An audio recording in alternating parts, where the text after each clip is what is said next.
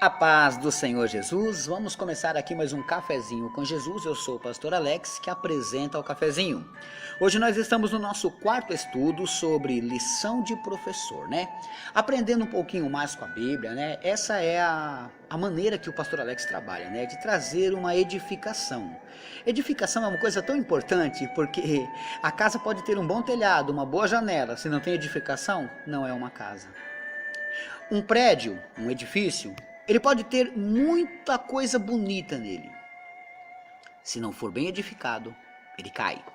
Então a parte mais importante é edificar, e é o trabalho que o pastor Alex faz. Não sou muito de oba-oba, dança pra cá, dança pra lá, mexe isso, aquilo, promete, faz, aconteça. Não. Sou de trazer aquilo que o Senhor me dá, diretamente do coração dele. Não faço isso por nome, por mérito.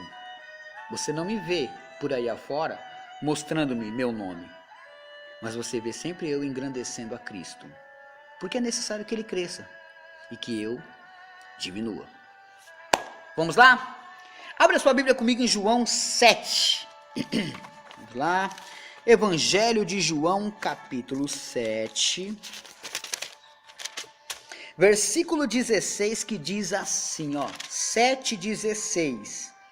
Jesus lhes respondeu e disse: a minha doutrina, ou o meu ensinamento, não é meu, não é minha, mas daquele que me enviou. Então toda palavra que Jesus ensinou não veio propriamente dele, até porque poderia vir, né? A gente respeita e aceita, mas ele mesmo disse que não veio dele, veio do Pai. Agora é interessante, meus irmãos, é muito interessante que a gente tem que ter uma coisa em mente. Todas as vezes que Deus dá uma palavra, Deus está dando uma palavra que já tem um sentido, que já tem um caminho a percorrer. Só que às vezes, meus irmãos, a gente não aceita bem a palavra de Deus. Por quê? Porque a gente quer que as coisas aconteçam na hora, quer que já aconteça já. Deus pode fazer? Pode. Mas muitas coisas não são assim. Deu para entender? Olha só. Se o próprio Senhor Jesus está falando que toda doutrina ou todo ensinamento que ele trouxe não veio dele, mas sim do Pai, o que passa na cabeça do Pai? Porque ele sabe que eu não presto, que eu faço coisa errada, que eu peco, que eu erro, que eu tropeço. Por que que ele me ama? Por que que ele me quer? Não é assim com você? Você toda hora está fazendo uma coisa errada. A todo momento você pensa que não. Ah, pastor, o senhor está enganado, pastor, eu não peco. Acabou de pecar. Porque todo aquele que diz que não tem pecado, pecou. Então pecamos sim, pecamos no pensamento, no falar, no andar, no caminhar, no tocar, no ver. Mas sempre quando pecamos podemos buscar o quê? O arrependimento, o perdão. Mas o que passa na cabeça de Deus para querer uma criatura assim? O que passa? Só sabemos que Ele amou o mundo e entregou o seu Filho para nós, para nos dar a salvação. Mas se Deus é Deus, Ele não vai querer uma pessoa pecaminosa. É lógico que não, meus irmãos. Por isso mesmo que Ele enviou o Espírito Santo, para nos convencer do pecado, do juízo, da justiça, para trabalhar em nosso coração. Dá uma olhadinha comigo em Jeremias 29:11. Quem me acompanha desde o primeiro cafezinho, desde o número 1, sabe que eu sempre falo esses versículos, né, meus irmãos? São versículos chaves, versículos sensacionais, coisas maravilhosas. Olha só, Jeremias capítulo 29, e no versículo 11, diz assim, ó. Porque eu bem sei os pensamentos que penso de vós. Ele sabe os pensamentos que ele pensa da gente. E o que será que ele anda pensando sobre você, sobre mim? E agora? Será que aquilo que você fez, ou aquilo que eu fiz, ele não viu? E viu. E o que será que ele pensa da gente? Ele pensa que se a gente se arrepender, ele dará o perdão. Porque quando a gente busca Deus, a gente quer alguma coisa de Deus. E o que Deus pode dar para a gente, já que somos pecadores? Olha esse versículo completo. Porque eu bem sei os pensamentos que penso de vós, diz o Senhor. Pensamentos de paz e não de mal. Por mais que você não preste para a sociedade, Deus só pensa o bem de você. Por mais que as pessoas te humilham e falam que você não vale nada, Deus só pensa o bem de você. Por mais que você não tem dinheiro, é pobre, Deus só pensa o bem de você. Mas por que ele pensa o bem da gente?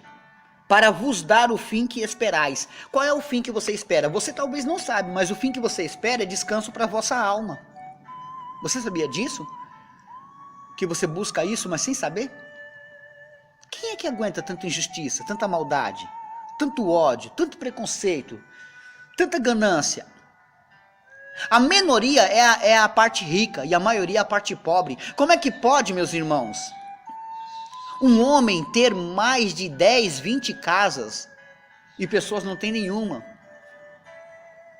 Pessoas que moram de aluguel, sabe o que é isso? Você pegar aquela parte do dinheiro, que seja 500, 600 reais, e a pessoa tá dando ali para o aluguel um dinheiro que ele poderia pagar uma prestação de uma casa, mas ele não pode. Essa agonia, essa tristeza corre suas veias.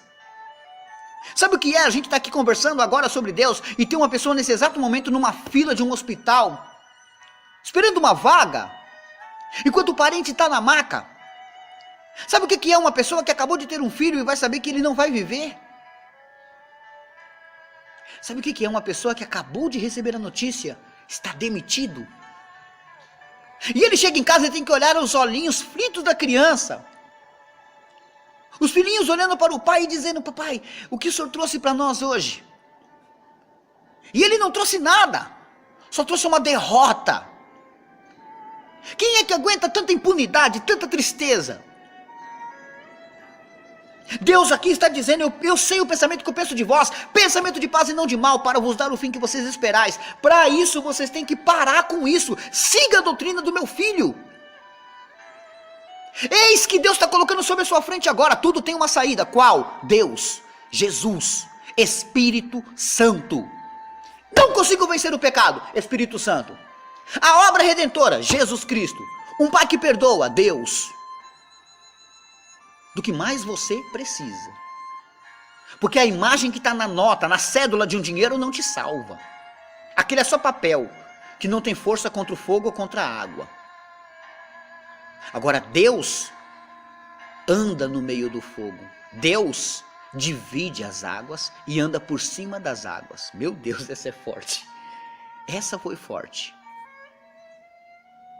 Você tem que entender que Deus está claramente te dizendo: para de correr atrás do dinheiro, vem correr atrás de mim.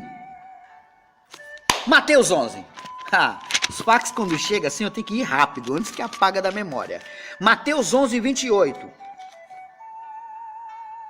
Vinde a mim, todos que estão cansados e oprimidos, e eu vos aliviarei.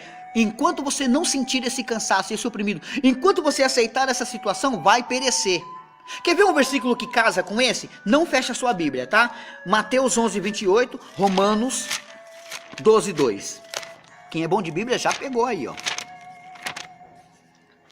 Romanos 12, 2. Comigo é assim, varão. Comigo é assim, ó. Olha o que está escrito no versículo 12, capítulo 12, versículo 2.